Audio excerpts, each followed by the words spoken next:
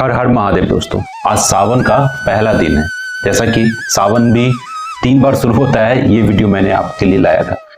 जो यहाँ मैं जो अभी देहरादून में हूँ, तो यहाँ नेपाल और हिमालय वाला सावन की जो पंचांग होती है वो चलती है, तो उसके हिसाब से सावन शुरू हो चुका है 15 दिन पहले। और जो नॉर्थ इंडियन है, जो उत्तर भारतीय हैं, उत्तर प्रदेश, बिहार, मध्य प्रदेश, ये सब में सावन आज से शुरू हुआ है दोस्तों। ये पहला दिन है सावन का। और जो साउथ इंडियन है उनका सावन 13 अगस्त से शुरू होगा दोस्तों। तो इसके लिए मैंने एक वीडियो डाला है, आप देख लेना। मैं आई बटन पे लिंक दे दूंगा, आप देख लेना चेक करके, ठीक है। सावन शुरू हो गया दोस्तों। तो सावन में महादेव का नाम लेना बहुत जरूरी है। सावन बहुत ही पावन महीना है और सावन में महादेव की पूजा बहुत जरूरी है। महादेव का महीना है सावन, महादेव का पावन महीना है सावन। तो दोस्तों, सावन में मैंने सोचा कि हर दिन महादेव के श्री शिव महापुराण से एक एक कथा आपके लिए लाऊंगा, है ना। लाइव तो मैं आता ही हूँ आरती के बाद, वो आप देखते होंगे, और मैं एक वीडियो एक कथा आपके लिए लाऊंगा, है ना। तो सबसे पहले मैं आज बस ये बताना चाहता हूँ, क्योंकि आज शुरुआती है, बहुत से लोग मुझसे नहीं जुड़े होंगे तो उनको नहीं पता होगा शायद। श्री शिव महापुराण में जो सबसे पहली कथा शुरू होती है वो होती है चंचुला से। और ये कथा कौन सुनाते हैं? ये कथा सुनाते हैं सूत जी, जो कि व्यास जी के शिष्य हैं। किसको सुनाते हैं? सबसे पहले शौनक जी को सुनाते हैं, है ना। फिर सभी ऋषियों को सुनाते हैं। सूत जी व्यास जी के शिष्य हैं, व्यास जी से उन्होंने सुना था, और व्यास जी ने कार्तिकेय भगवान और वामदेव इन सब से सुना था, है ना। तो ये हम लोग कथा शुरू करते हैं दोस्तों। तो सबसे पहले शौनक जी आग्रह करते हैं महाज्ञानी सूत जी से कि संपूर्ण सिद्धांतों के ज्ञाता है प्रभु, मुझसे पुराणों की कथाओं का सारतत्व का विशेष रूप से वर्णन कीजिए। सूत जी बोले, मुनि श्रेष्ठ शौनक, आप धन्य हैं, आपके हृदय में पुराण कथा सुनने के प्रति विशेष प्रेम एवं लालसा है। इसीलिए मैं शुद्ध बुद्धि से विचार कर परम उत्तम शास्त्र का वर्णन करता हूँ। वत्स, संपूर्ण शास्त्रों के सिद्धांत से संपन्न, भक्ति आदि को बढ़ाने वाला, भगवान शिव को संतुष्ट करने वाले तथा कानों के लिए रसायन स्वरूप दिव्य पुराण का श्रवण कीजिए। श्री शिव महापुराण का श्रवण कीजिए, है ना। भगवान शिव के इस पुराण को सुनने से मनुष्य सब पापों से मुक्त हो जाता है तथा बड़े बड़े उत्कृष्ट भोगों का उपभोग करके शिवलोक को प्राप्त कर लेता है। ये कथा, ये आगे की कथा इसी पे है दोस्तों। जो लोग इस श्री शिव महापुराण का एक आधा श्लोक भी सुन लेते हैं ना, उनका भी कल्याण हो जाता है दोस्तों। ये आगे बताते हैं श्री शिव महापुराण के बारे में। ये श्री शिव महापुराण नामक ग्रंथ 24,000 श्लोकों से युक्त है। इसमें 7 संहिताएं हैं। मनुष्य को चाहिए कि वह भक्ति, ज्ञान और वैराग्य से भली भांति संपन्न हो, बड़े आदर से इसका श्रवण करे।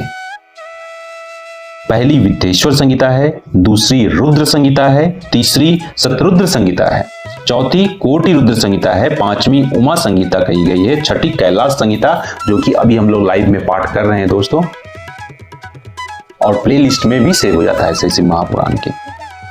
7वीं वायवीय संहिता है, जो कि अभी हम लोग शुरू नहीं किए। इस प्रकार इसमें 7 संहिताएं हैं। ये कथा श्री शिव महापुराण की पहली कथा है। सूत जी बोले, पहले की बात है, किरात नगर में एक ब्राह्मण रहता था जो अज्ञानी था। अज्ञानी, दरिद्र, रस बेचने वाला तथा वैदिक धर्म से विमुख था।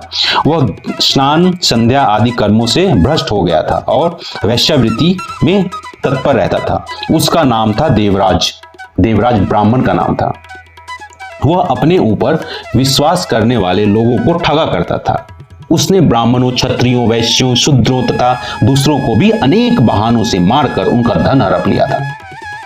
बाद में उसने अधर्म से बहुत सारा धन अर्जित कर लिया, परंतु उस पापी का थोड़ा सा भी धन कभी धर्म के काम में नहीं लगा। एक दिन वह ब्राह्मण एक तालाब पर नहाने गया। वहां शोभावती नाम की एक वेश्या को देखकर वह अत्यंत मोहित हो गया। वह सुंदर भी उस धनी ब्राह्मण को अपने वशीभूत हुआ जानकर प्रसन्न हो गई। आपस में वार्तालाप से उनमें प्रीति उत्पन्न हो गई।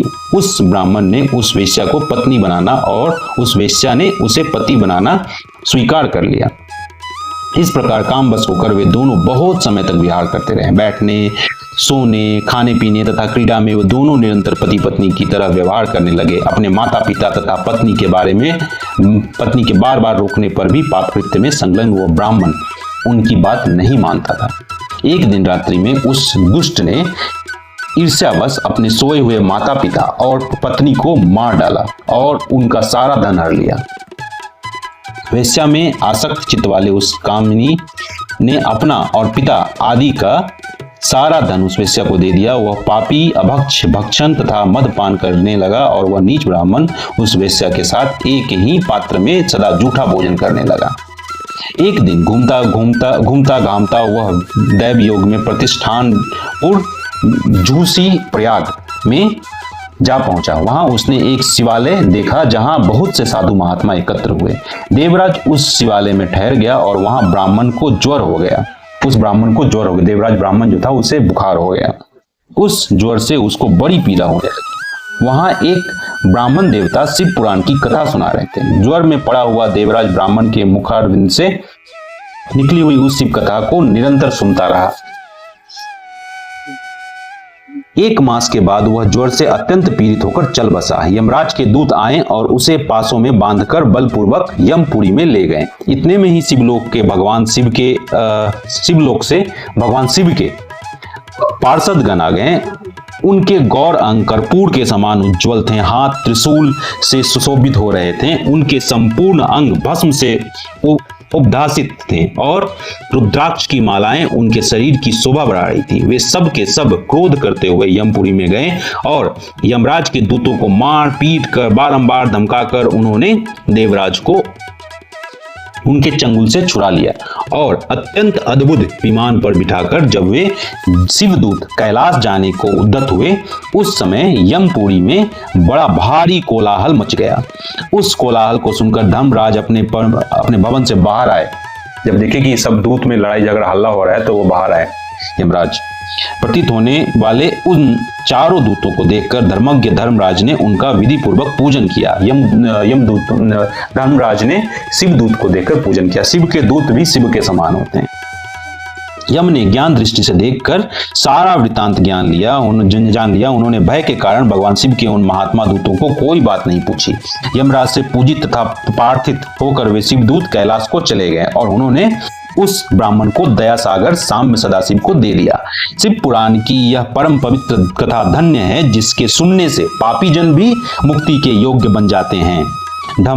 भगवान सदाशिव के परम धाम को वेदज्ञ सभी लोकों में सर्वश्रेष्ठ बताते हैं। ब्राह्मण, क्षत्रिय, वैश्य, शूद्र तथा अन्य प्राणी, यहाँ तक कि जिस पापी ने धन के लोभ से अब अनेक लोगों की हत्या की तथा अपने माता पिता और पत्नी को भी मार डाला, वह वैश्यागामी शराबी ब्राह्मण देवराज भी इस कथा के प्रभाव से भगवान शिव के परम धाम को प्राप्त होकर तत्क्षण मुक्त हो गया।